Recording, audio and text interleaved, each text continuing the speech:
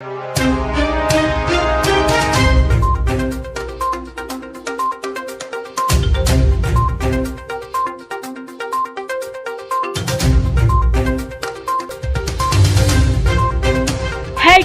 Daily HD news.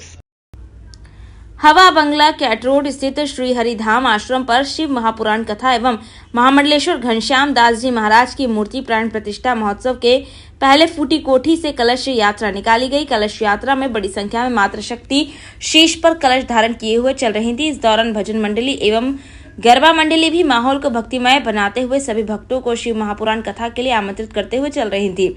Hariram आश्रम पर राम स्नेही संप्रदाय के प्रमुख संत श्री राम प्रसाद जी महाराज के मुखारविंद से 1 से 7 जून तक शिव महापुराण कथा का आयोजन किया जा रहा है।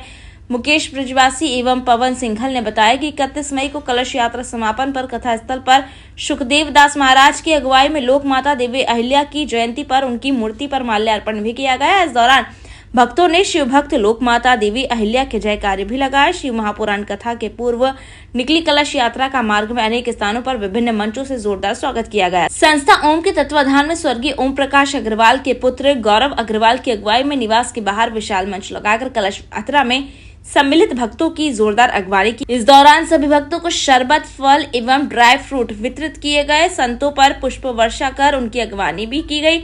इस अवसर पर मुख्य रूप से राजेश गोयल, आकाश अग्रवाल, शशि एरन, कांता अग्रवाल, सुनीता वैष्णव, अंकित, राजेश जोशी, दीपक भाई सहित बड़ी संख्या में भक्तजन उपस्थित थे। छात्र बंधु हैं जो ब्राह्मण शिक्षा ग्रहण कर रहे हैं, वे भी बड़े सेवाभावी हैं। आज सवेरे यहाँ पंडाल में जब नगर निगम के कुछ लोग सफाई कर्मी आने में कुछ विलम्ब हुआ उनको, तो हमारे बच्चों ने ही सरकार सेवा देकर इस श्रवण करना आवश्यक है और जरूर उसे सुनना चाहिए। क्या कहना चाहिए?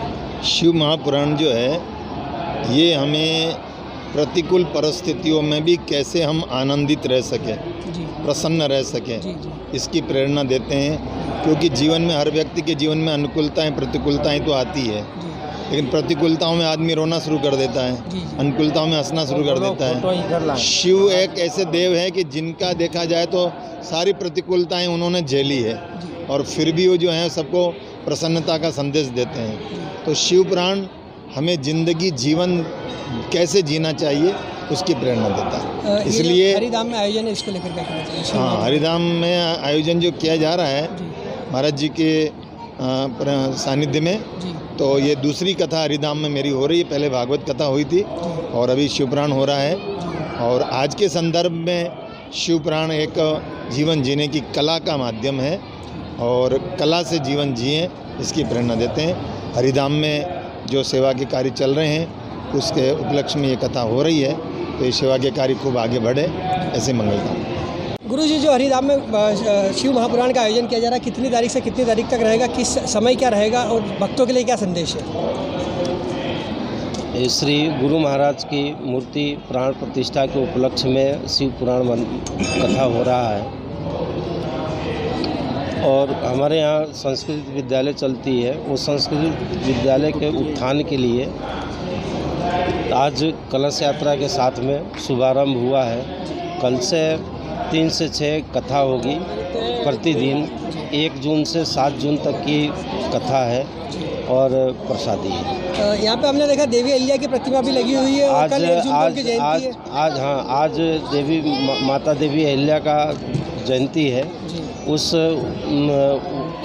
उपलक्ष्य में कलश यात्रा के साथ में माता अहिल्या का पूजन और माल्यार्पण का भी 7 दिवसीय कथा है शिव महापुराण की हरिधाम में, तो उसी की यात्रा निकली है कलश यात्रा 750 महिलाओं की। तो अपन ने यहाँ मंच लगाकर स्वागत किया, अग्रवाल परिवार की ओर से साहब स्वागत किया गया है। किस तरह से स्वागत हुआ, क्या किया? स्वागत किया साहब, उसमें अपन ने ड्राई फ्रूट वगैरह, फल वगैरह और सभी भक्तों को कोल्ड ड्रिंक वगैरह, ठंडाई ये वितरित की गई है। अग्रवाल परिवार हमेशा इस क्षेत्र में लगातार धार्मिक आयोजन करता है।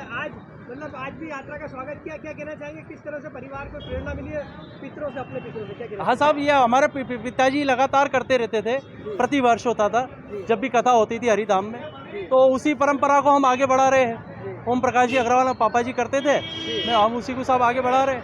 क्या क्या मैसेज है लोगों के लिए, इस पूरे क्षेत्र में की जनता के लिए क्या मैसेज? सब धार्मिकता बढ़ना चाहिए, प्रचार होना चाहिए सनातन धर्म का, यही है और क्या है। जहाँ भी ऐसे आयोजन होते हैं उसमें बढ़ चढ़ के हिस्सा लेना चाहिए। उसमें ऐसा नहीं होना चाहिए कि भेदभाव की वो करा रहा है तो मैं नहीं जाऊँ। सभी को सम्मिलित होना चाहिए, सभी को धर्म लाभ लेना चाहिए, ये मेरा एक मानना है ऐसा। और आज देवी अहिल्या जी की भी हमने जयंती बनाई है यहाँ पर श्री ओम जी संस्था के द्वारा।